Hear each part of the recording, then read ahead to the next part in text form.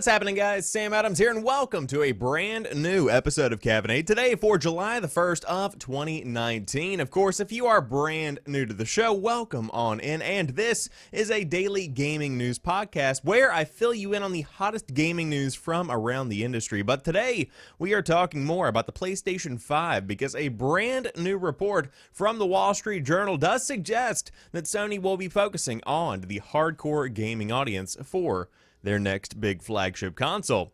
Then we talk more about Halo Reach on PC, specifically the fact that the game is technically out in the wild right now, but you really shouldn't play it because guess what? You might not be able to play it when it comes out in full, because it's illegal right now. Don't play the pirated version of the game. Anyways, Remedy now owns the publishing rights to Alan Wake. That is a big piece of news for fans of the game that has since been taken down from many online platforms. PUBG has added a brand new ping system that may or may not be similar to Apex Legends. We'll talk more about how that could impact your gameplay during PUBG. Just as a hint, unless you are really good with callouts and working with friends, it won't make you any better. You're still bad at the game. Then we have the games with gold for July of 2019. If you did want to pick up a couple of freebies, since they aren't really free and you probably pay for Xbox Live Gold anyway. They're your games. Go get them. Twitch has a brand new promotion coming on for Prime Day. Twitch sells out. We'll talk more about what that means for you and your wallet and the good deals you could be getting. Then we have Summer Games Done Quick surpassing $3 million to Doctors Without Borders donated for 2019. Was that the correct way to say that statement? Probably not, but hey, we're going to roll with it anyways. But for those joining me live, welcome on in. I do hope you are well, and without further ado, let's go ahead and dive into today's top stories. Sony's focus with the PlayStation 5 will be on the hardcore consumer and AAA titles. Sony says it's designing PlayStation 5 to appeal to the hardcore gaming consumer who prefers graphics-heavy games. According to a Wall Street Journal report, Sony's main strategy with the PlayStation 5 will be to draw consumers in with its AAA titles. During a recent company strategy meeting, the company's chief executive, Kenichiro Yoshida, said games have become more important than ever. This means Sony will concentrate less on showcasing independent games and more on high-end offerings, said another Sony official. While it will still support many indie titles, the emphasis will be on the larger publishers. In addition, the company itself will focus more on developing big-budget games at its own studios. This, per the official, is because people buy consoles to play high-quality games available only on that platform, not smaller games. Sony hopes its focus on consumers who want the newest and best available will separate from its biggest competitor, Xbox Scarlett, when it enters the market. Microsoft has always been Sony's console rival, and it doesn't seem to consider Switch a threat. This is because the company feels Nintendo tends to appeal more to a younger audience compared to PlayStation's core demographic. As far as Stadia is concerned, of course being Google's big new streaming platform, according to the Wall Street Journal report, Sony doesn't currently see the device and the service as a threat. Once internet technology advances, it could then potentially become a threat. Rivals and non-rivals aside, with PlayStation 5, Sony's corporate focus will shift from overall sales numbers to those interested in the latest tech such as ray tracing and support for up to 8K, hoping such specs will be the console's selling point. The next piece of hardware from Sony is currently without a release window, but the general thinking is PlayStation 5 will be released during the holiday 2020 season. Xbox Scarlett is slated for a holiday 2020 release and promises to deliver a new level of immersion powered with GDDR6 memory and a next-gen SSD. It too will feature hardware-accelerated ray tracing and 120 FPS 8K compatibility. I'll believe that when I see it. Microsoft also promises a variable refresh rate, ultra-low latency input, and backwards compatibility with 4 generations worth of Xbox consoles. The next year is going to be very interesting, and of course we have the report that, again, Sony is going to be focusing more on the hardcore consumer with high-end specs on top of AAA titles that are developed specifically for the PlayStation 5. Let's start with the latter part of that and kind of break it down. That's nothing new. Sony has always focused on big AAA AAA titles, because if you think about what made the PlayStation 4 stand out over the Xbox One, it really truly is the games, because right now, and I've said this before and I'll say it again, the Xbox One X is the most powerful console on the market. There is no reason why it shouldn't be on top, except for the fact that the games that are on the Xbox One are nothing in comparison to the exclusives you get on the PlayStation 4. Spider-Man, for example, fantastic game that you cannot find on the Xbox One. Whenever it comes down to it, Uncharted, God of War, these are big standout flagship names that are only on the PlayStation. Now, with that being said, Microsoft is heavily investing in exclusives for the next generation, but as it stands today, we still really haven't seen that many big projects that are proving the next generation is going to blow anyone's minds right out of the gate. But then you have stuff like Halo, then you have stuff like Gears of War, you have these big flagship games that are generational, where they have been around for so long that people that love Xbox will still go with Xbox, and that quite frankly makes sense. But when it comes to the PlayStation 5, to throw tons of money behind these big budget titles, to throw tons of money behind AAAs, is quite frankly the right way to go. Now, many people are big supporters of the indie scene, just like myself. I love indie games, and I think there is a ton of innovation right now in the industry because of the accessibility of creating games in 2019. But with that being said, there are so many indie games that never really make any kind of money. And so if Sony is going to want to focus on bringing high quality, heavily curated libraries of content to the PlayStation 5, to be able to cut out the middleman and focus big time on the AAA games is probably a pretty good move, because there are many more people that are going to want to play something like a God of War as compared to something that is a smaller indie title. So with all that being said, and the games being addressed, what's up with the hardcore gaming approach? What exactly is a hardcore gamer that Sony is going for? Quite frankly, I think this is going to be your guy between the ages of 20 and 30, I would say. Guy or gal, I would say. Between the ages of 20 and 30 that focuses heavily on, man, this game looks good. Like whenever you're looking at Spider-Man on PS4 and you think, dang, that lighting is amazing. That's the kind of hardcore gamer that Sony is going for. Not necessarily somebody who plays the Doom Switch port and says that it looks pretty good, because make no mistake, it doesn't. So whenever you have that kind of approach, I think that the PlayStation 5 knows exactly what kind of demographic it's going after. I think that Sony knows their core audience, and I think they've pretty much hit the nail on the head with this one, because again, people are buying PlayStation 4s for the big AAA exclusives. People are buying PlayStation 4s because the games themselves do look good. In comparison to stuff on the Xbox One X, maybe not so much, but the balance between good games and good looks comes only on PlayStation in this current console generation. But that could very well change with the next round of consoles. However, at the moment, it looks like Sony is focusing on the hardcore gamers for PlayStation 5 and the big boy AAA titles. Could be an interesting holiday season in 2020. My wallet is already weeping tears of pain. Make no mistake, I mean that literally. But let's move on and talk more about Halo, shall we? Because the Halo Reach PC test illegally distributed online, and 343 is prepared to ban players, not just from the beta itself, but from future games. The test is the first for Halo the Master Chief Collection on PC. The first PC test for Halo the Master Chief Collection is limited to fewer than 1,000 Halo insiders, and some fans that did make the cut are now attempting to join illegally. The test has been illegally, I can't say that word 10 times fast. The test has been illegally distributed online, according to developer 343 Industries, which says it can ban anyone involved.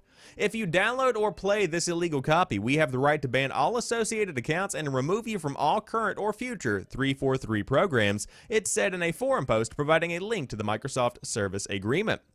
The test launched on Friday and ends tomorrow. It contains the Halo Reach campaign Tip of the Spear and is designed to both test the rollout of builds onto Steam and get player feedback on the current state of mouse and keyboard controls. It's an updated version of the demo that impressed James from PC Gamer at E3. And of course, we have no idea when the game itself will actually come to the PC. At least no definitive release date, but the beta is beginning to roll out, so things are beginning to shift and change and become a little bit more real than they were previously. But yes, Halo Reach going to be the first released on PC for the Halo Master Chief Collection as all of the games begin to roll out throughout 2019 and potentially beyond. But many people would say, why is this such a big deal? Why should I get banned for playing some kind of small pirated version of a game that I find online? Number one, that's very illegal. For a lot of, just don't do that. That sounds, no, it's a bad decision. But at the same time, Microsoft and 343 and the Xbox brand overall have a lot of risk going into bringing the Master Chief Collection name back, because the name itself carries a lot of weight, and you can't exactly forego using it because everybody knows what the Master Chief Collection is. So you have that brand recognition and that name recognition already established, because you know that's every Halo game that was ever out. That's pretty much what you've got there, save for stuff like Halo, the top-down thing that nobody really liked. The mainline Halo games all are bundled in with the Master Chief Collection, so people know exactly what they're getting. When it comes to putting it back out, there was a lot of negative press around the release of the original version of the game on the Xbox One. They really don't want or need any kind of negative press when it comes to releasing the game on PC, and so to silence anybody who may or may not be directly chosen to be in the program is probably the best decision, because the build that they download online might not necessarily be the best build. The build of the beta itself probably isn't a finished product, and so if 10,000 people play this as compared to 1,000, that's a much harder audience to control whenever you're talking about what gets discussed, when you're talking about how the game looks and feels. Negative press is poison to any kind of franchise, but specifically with this project, there is so much riding on it that I know 343 wants to get every single little thing right. It needs to happen, because otherwise this may or may not be their last chance to really bring all of the Halo games back and redeem the name of the Master Chief Collection, because it was a rough go of it back whenever the games first came out on the Xbox One. That was a bit of a show, let me tell you. But the game has since been fixed a good bit on PC, or excuse me, a good bit on Xbox, and of course the PC port should be pretty good as well. But I do hope that everything works out with the Halo Master Chief Collection. Again, I've said it on the podcast many times, but I've bought multiple Xboxes, from the 360 all the way up to the Xbox One X, specifically for Halo. Now, do I have any of those Xboxes remaining? Absolutely not, because once you play Halo for a good dozen hours or so, you think, hey, well, I don't need that anymore. And so then you end up sending it out on eBay. But with that being said, if you did want to pick up the Halo Master Chief Collection on PC, the games should be rolling out over the course of 2019 and beyond. But as it stands right now, the beta is beginning to come out for fans. However, for those that remember Alan Wake, you may also remember it's now gone, but Remedy now owns the publishing rights to Alan Wake. Control developer Remedy Entertainment just earned its royalties for previously published games, including Alan Wake. The Finnish company earned 2.5 million euros in royalties, as posted on Global Newswire today, and Remedy plans to invest this cash into developing new games. Remedy is currently working on mind-bending action game Control, as well as the story mode for Crossfire X. The company plans to keep making single-player games in the future. In an interview with VG247 earlier this year, Remedy said it was working on Alan Wake 2, but things didn't pan out. The publishing rights for Alan Wake have now reverted to Remedy, so Alan Wake 2 is now a real possibility once again. At that time, Remedy said it owned the IP rights, but it's never quite as simple as that. Perhaps it is now. For its first half-year period of 2019, Remedy Entertainment plc records approximately 2.5 million euros of royalties from previously released games as a one-time income, reads the announcement. The royalties are paid to Remedy during the second half of 2019. In relation to this, the publishing rights of Alan Wake games are reverted to Remedy. And of course, this is a really good move, in my opinion, because, hey, Alan Wake could be coming back, and I think that could be a big piece of news for fans. Also, this haircut kind of looks like mine right now. Very poofy, very unkempt, I look like I just got attacked by a whole bunch of things in an Alan Wake game. I respect it. It's a good look. But overall, glad to hear that Remedy has the rights to Alan Wake, because, again, if you haven't seen Control, it's a very impressive game that is going to be coming out very soon. And so if you do want to kind of think about the future of Alan Wake, I think to look at Control and see what was done within that specific game and what is being done within that specific game, that paints a very bright future for the future of Alan Wake. But of course, many people upset whenever the game was taken down. Of course, I believe American Nightmare should still be up, but the publishing rights began to get a little bit iffy. The music licenses began to get a little bit iffy. And so I think the Alan Wake one of the games was taken down from Steam towards the beginning of 2019, but very unfortunate whenever that situation does come about. However, hopefully the future of Alan Wake is bright because, hey, the publishing rights are back with Dad, aka Remedy Entertainment. However, you might not want to play Alan Wake and you might want to play some PUBG. Guess what? It now has a really good callout system that I've made a video on if you do want to check it out. I talked about the Apex Legends ping system and how great it is a couple of months back. A lot of people like that video. You might too. But that's beside the point. Apex Legends style ping system is coming to PUBG in the latest patch, plus a deagle and an amphibious armored vehicle. It's a pretty good patch. Apex Legends ping system is one of the year's biggest FPS mechanics, and now PUBG has its own version. After this week's patch, you can hold the mouse wheel to flag up an item to a teammate, call out an enemy location, request ammo, or suggest a new position for your squad. Those messages will pop up on the left of your screen, and some will also place a marker on your map. The system seems pretty smart. When you ping an enemy, it will tell your teammates whether they are at a near, medium, or long range, along with the approximate distance in meters. I said metrics. That's the system meters are. When you ask for ammo, the message will include the ammo type for the weapon you are holding.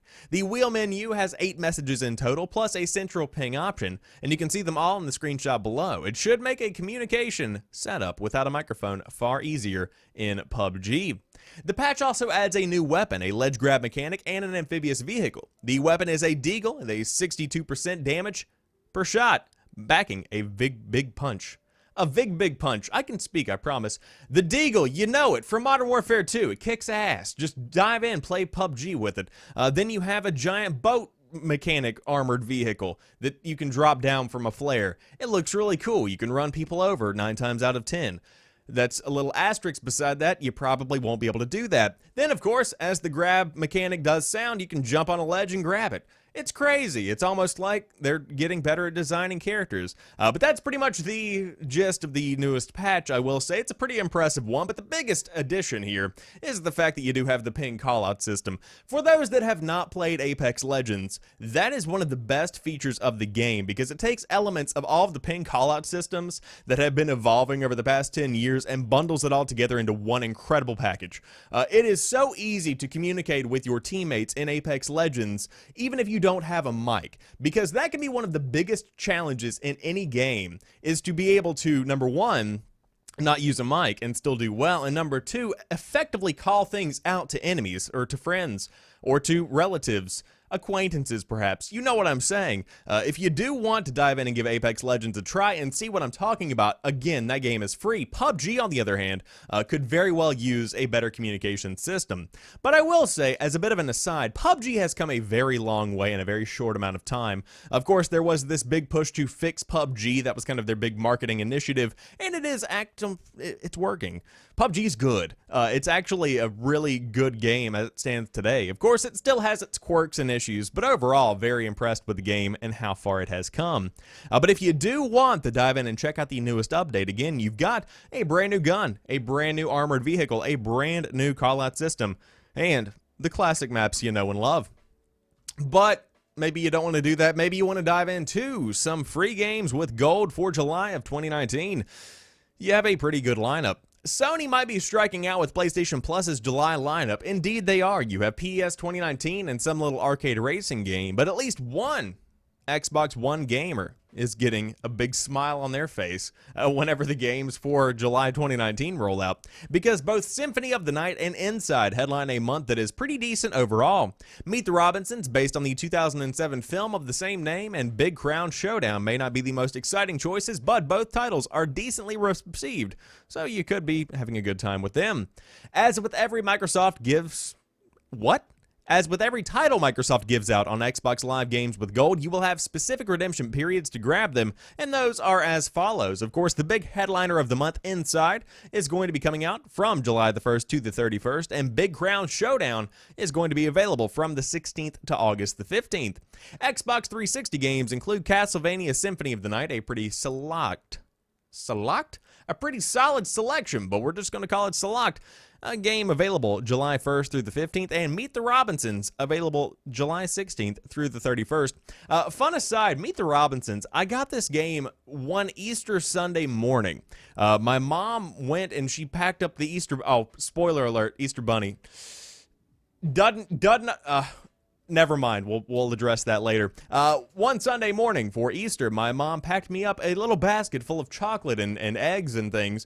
Real eggs, legitimate eggs with yolks. I mean, they were delicious, raw. Just bite into it. But Meet the Robinsons, the game, was also on top because that was whenever the movie was coming out. Shockingly not bad. Shockingly okay game. I didn't expect that. I went in with low expectations, even as a 10-year-old or whatever, and I came out pretty pleased. I had that back on the PlayStation 2, I think. Really cool, now that I think about it. Now, would you play it now? Oh, God, no. No, I would never play that today. But if you do want to play it, it's coming out with the Xbox Live Games with Gold 4, July of 2019, available July 16th through the 31st. But the big headliners are, of course, Inside and Castlevania Symphony of the Night, if you did want to pick up the big freebies for July of 2019. But indeed, as Alan says in the chat, the games are looking pretty meh. Indeed, they are very meh, in my opinion. In fact, incredibly meh. I would not mess around with them too much. Haha. But maybe you want to mess around with some Twitch Prime swag. That's right. Twitch Prime and Twitch and a whole bunch of other Amazon items, because Twitch is selling out for Prime Day with a shopping channel and esports tournaments. It's going to be really dumb and really fun. That's a direct quote. Oh boy. Twitch is getting in on the Amazon Prime Day action while leaning into some of its more unflattering connotations with a decidedly tongue-in-cheek Twitch sells out stream. On Prime Day, July 15th and 16th, Twitch Presents channel will broadcast from 10 a.m. to 10 p.m. Pacific Time, with Twitch streamers showcasing those Amazon Prime Day deals that will specifically be of interest to the Twitch community. This includes games and gaming hardware, of course, but also other electronics, kitchenware, and some of Prime Day's more unusual items for sale. Could we see the giant 800-gallon tub of lube? God, I hope so. The blog post announcing the QVC-style stream is dripping with assets at self-aware humor, like this bit about the host for the broadcast. They're all currently locked in a windowless room watching an almost unhealthy amount of infomercials to get ready. Twitch has yet to announce which of its stars will be on hand for the big event, but promises that dozens of its most popular streamers are signed on, and for the full list of hosts who have agreed to sell out, it's coming on July the 10th of 2019. Of course, anyone can watch the stream, but the deals are only available to Amazon Prime members. Prime members can also connect their Twitch accounts for free channel subscriptions, custom emotes, exclusive in-game loot, and occasional one-off deals like the current Nintendo Switch Online offer, which gives you a free year of Nintendo Switch Online. I was going to say for free, but that's a little bit of a repetition. In addition to the sells out stream, Twitch will also host 2 celebrity esports tournaments on its Twitch Prime channel in the lead up to Prime Day. The Twitch Prime Crown Cup will kick off at 10 a.m. Pacific Time on July 13th with an EA Sports tournament live from London, followed by an Apex Legends competition streamed from Las Vegas. Professional athletes, musicians, and other celebrities are slated to compete. And tied to the tournament starting on July 3rd and continuing through July and August, Twitch Prime members can store exclusive in-game loot for Apex Legends and EA Sports titles. But overall, pretty cool stuff. Of course, Prime Day, very disappointing. Gruelingly disappointing. I have purchased many things on Prime Day. Not one stands out of my mind as a purchase I would go back and make again. That pretty much puts everything into perspective, but considering that it's pretty much the dead of summer and there are no major holidays around, we needed to boost the economy, so Amazon made Prime Day. Because profits go through the roof whenever you slightly change the label of anything that you may or may not be selling. Perhaps something could be $5 and you knock it down to $3, all of a sudden selling like hotcakes. Mind-boggling how that works. But overall, cool little project here. Of course, Twitch sells out, the best name that could have been chosen. Of course, for those that don't know, Amazon owns Twitch, so they can pretty much do whatever they want, but they have allowed these people, the ones putting on this production, to have free reign over what they do during the show, so it will have that Twitch flair of being completely and totally zany and out there, which I am a big fan of. Now, I will, without a doubt, be checking this stream out because that is some funny stuff. And of course, I am into Amazon Prime Day. I'm moving out, so I am in the market for your generic things like pots and pans and baking trays and other things to make food for some reason, mainly food items at the moment. But If you do want to check out Amazon's Prime Day 2019, I have good news. It's coming soon, July 15th and the 16th, to a monitor, a phone, and iPad near you, if you did want to check out what the offers are for Prime members. But a better cause for your cash. Summer Games Done Quick raises over $3 million for Doctors Without Borders. Very good job, guys. To all involved, congratulations. Games Done Quick, a video game organization that holds charity streams that features gamers speedrunning, held its summer stream for the past week. Simply known as Summer Games Done Quick, the organization have showcased speedruns for many games over the past 7 days. The stream started on the Monday of Sunday, June 23rd, and lasted until last night, and during the stream, viewers could watch popular speedrunners in the community take on feats like doing a 100% run of Legend of Zelda Majora's Mask or Chrono Trigger. The event also held a sweepstakes, which gave viewers the chance to win a slew of different prizes. A slew. So many. All the donations from the event went to Doctors Without Borders. The charity is known as an international medical humanitarian organization providing aid in nearly 70 countries to people whose survival is threatened by violence, neglect, or catastrophe, primarily due to armed conflict, epidemics, exclusion from healthcare, natural disasters, or malnutrition. I read that in a much more positive light than I should have. If you'd like to know more about the charity, there is a link via DualShockers. But by the end of the week, Games Done Quick was able to accumulate over $3 million worth of donations between around 51,000 donors. This is the highest amount they have ever received from a single event, and their first event took place in 2010, calling the Classic Games Done Quick the name of the event. During that time, they received $10,000 in donations, and with such a high difference from then to now, it is crazy to see how far they have come, and of course, it's crazy to see how far the stream has come, because it has blown my mind to watch, number one, Twitch grow, but number two, the charity side of Twitch grow. I mean, just last week, we were talking about Guardian Con, and the fact that they had raised over $3.7 million, I believe, for charity, something along those lines, very close to $4 million at this point, thanks to satellite streams and smaller donations that came in after the fact.